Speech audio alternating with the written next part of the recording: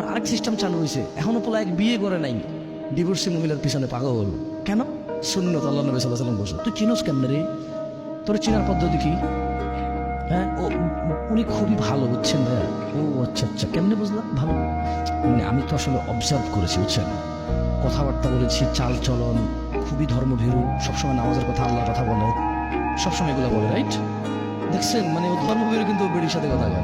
আরে তোমার যদি বিধবা মহিলার ইচ্ছা করে বিয়ে করতে, ঘটককে বলো, কারা বিয়ের মিডিয়া আছে ওদেরকে বলো, তোমার বাপকে বলো যে আব্বা আমি বিয়ে করবো, তবে আমি একজন ডিভোর্সি মেয়ে বিয়ে করবো, আব্বা আমি বিয়ে করবো, আমি একজন বিধবা মেয়ে বিয়ে করবো।